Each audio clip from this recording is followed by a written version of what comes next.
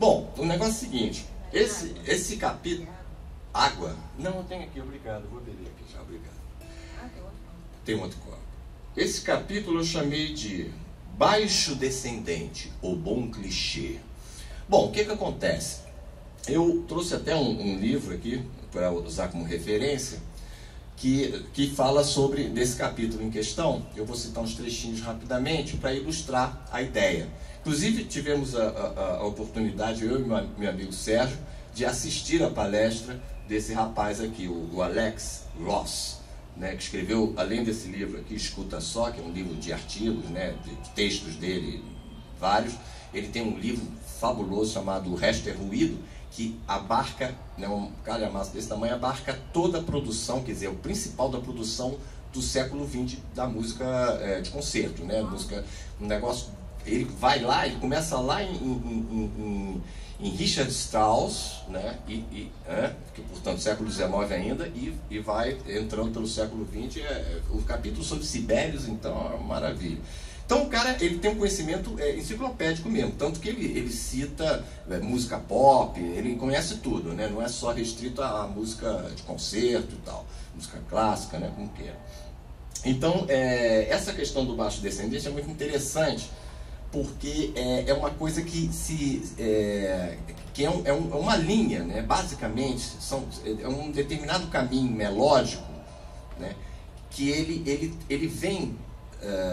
segundo ele, ele detectou isso na chacona, né, que é uma dança do século, se não me engano, 14, 15, depois eu vou confirmar ali.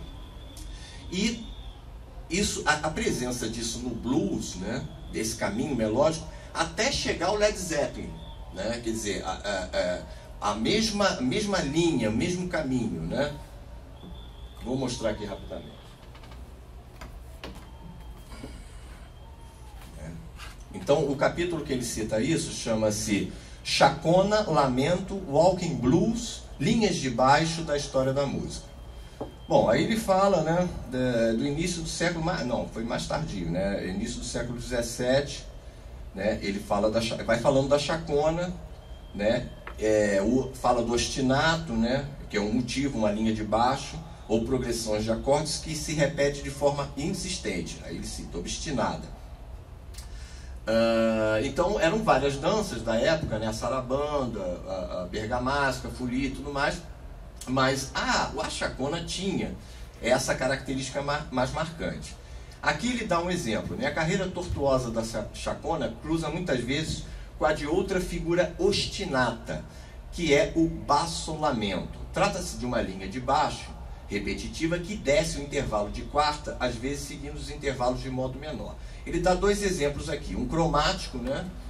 Quer dizer, sol, fome, esse é o diatônico, né? E o exemplo cromático.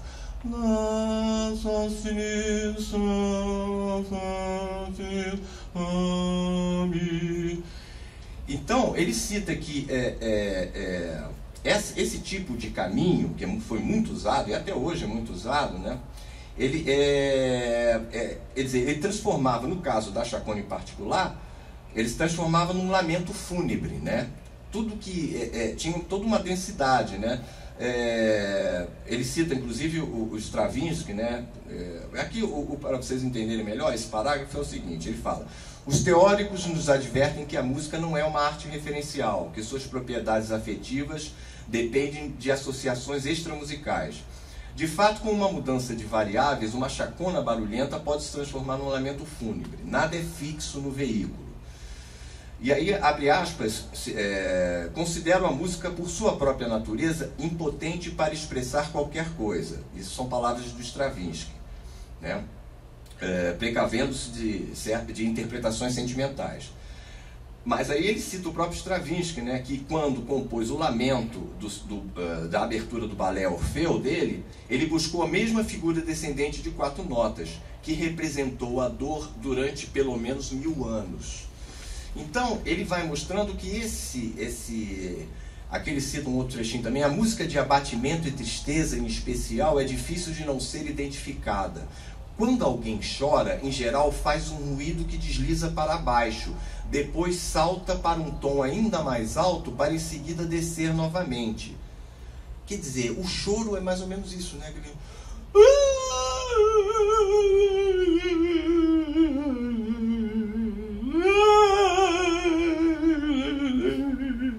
Ele foi embora e me levou tudo, meu dinheiro, meus cartões de crédito, aquele filho, desgraçado.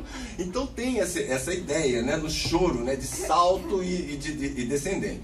Então não surpreende que algo semelhante aconteça nos julgamentos musicais de todo o mundo. Até que ele, no final, depois de falar um pouco da ópera, de exemplos de ópera, etc., ele chega ao Led Zeppelin, né? Aqui fala do Chaconne em Ré menor e tal, e no final do capítulo ele cita fala do blues e finalmente cita o Led Zeppelin, né? Na versão do Led Zeppelin, que consta do álbum de estreia da banda de 1969, John Paul Jones dá à linha de baixo um som ameaçador parecido com o de um órgão, o riff do blues do Delta monumentalizado. Em gravações das apresentações da banda em estádio, no início dos anos 70, em que a canção se estende por meia hora ou mais, o moto do baixo sofre transformações ostentosas, às vezes bruxuleando na guitarra curvada de Page, etc. Bom, aí no final ele conclui: sobretudo, a canção demonstra como as mesmas estruturas musicais profundas insistem em se materializar ao longo dos séculos. O caso do Led Zeppelin, para quem não conhece, a linha de baixo é mais ou menos assim. Dazed and Confused. Então tem esse caminho, né? Muito bem. Em cima dessa ideia, eu vou mostrar dois arranjos de duas músicas que tem, vocês vão perceber pela letra que tem tudo a ver com esse clima que a gente está falando, que são do Zequete, Acender as Velas, e do Nelson Cavaquinho, Luz Negra, né? A própria melodia, né? Luz Negra, então a própria melodia faz isso aqui, né?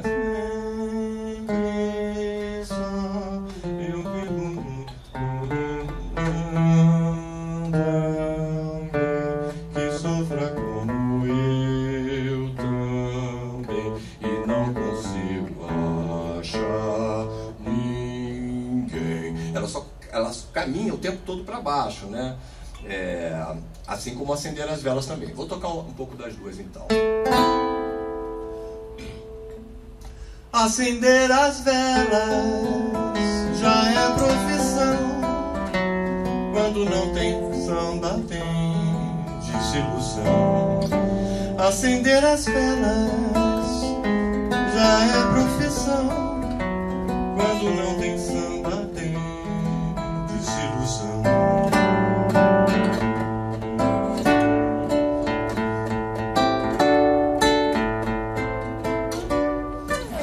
É mais um coração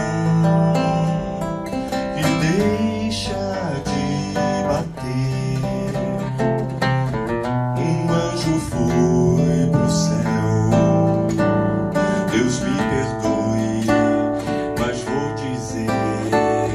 Deus me perdoe, mas vou dizer.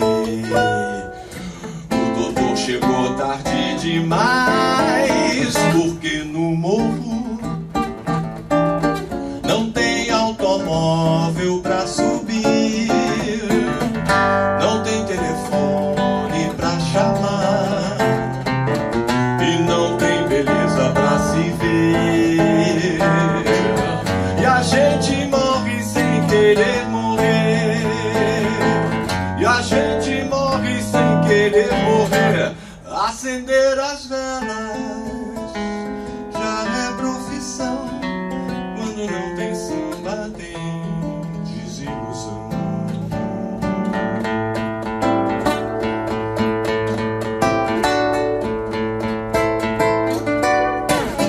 É mais um coração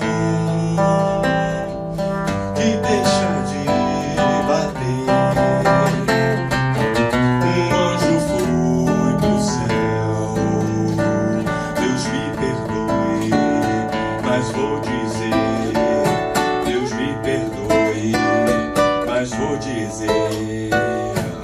doutor chegou tarde demais, porque no morro não tem automóvel pra subir, não tem telefone pra chamar e não tem beleza pra se ver. E a gente morre sem querer morrer, e a gente morre sem querer morrer, e a gente morre.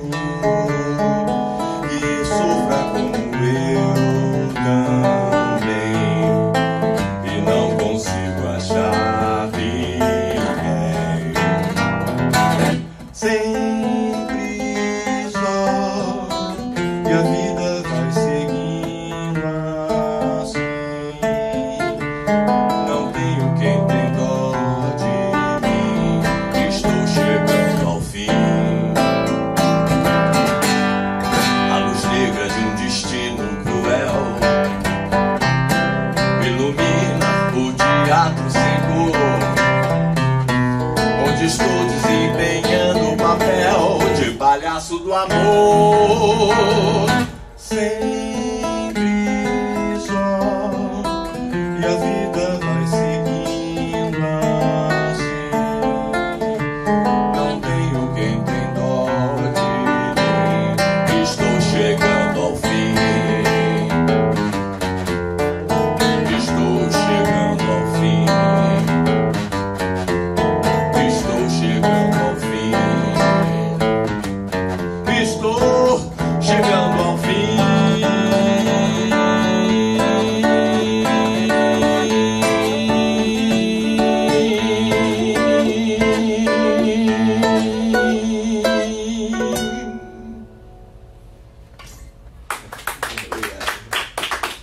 Bom, falar nisso ainda vai chegar ao fim, né? Senão a gente vai ficar aqui. Tinha umas outros assuntos para falar. Mas, basicamente, o essencial aqui, eu acho que a gente conversou, né, e deu uma ideia dessa coisa da música e do pensamento em cima dela, né, que isso é legal, né, de ter um conhecimento, buscar um conhecimento que esteja além daquelas fronteiras, né, porque muitas vezes, né, Luiz, a gente que lida com o ensino de música, a gente vê que o aluno, às vezes, fica muito restrito, né, a um estilo de música, a um objetivo muito claro o que é bom, mas eu sinto muita falta na garotada, e com todas essas possibilidades que hoje a internet, né, oferece pra gente, esses caminhos, né, o conhecimento se democratizou de uma maneira tal, né, que eu sempre incentivo, né, para os alunos mais interessados, como o André, né, o grande André, Martim Uraça, a gente fica uma hora conversando sobre música, é uma loucura, né? Quando a gente vê, acabou o tempo, cara, né, mas às vezes é uma aula muito mais consistente do que uma mera, né, ensinar alguma coisa assim, nossa.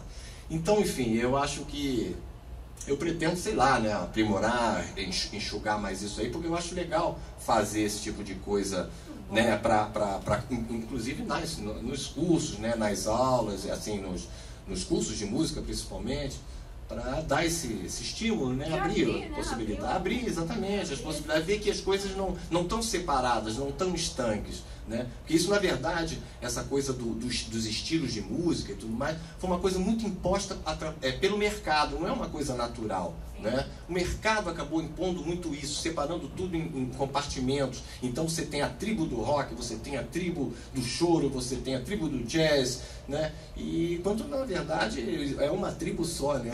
Só existe uma coisa, né? A música, né? Então acho que se isso, de uma certa forma, esse barato aí do workshop e tudo mais, contribuir um pouco para mostrar, né? Abrir um pouco essa visão e tal, a gente já se dá por satisfeito. Então, amigos, muito obrigado, entendeu? Eu prometo que a gente vou lapidando o negócio. Valeu.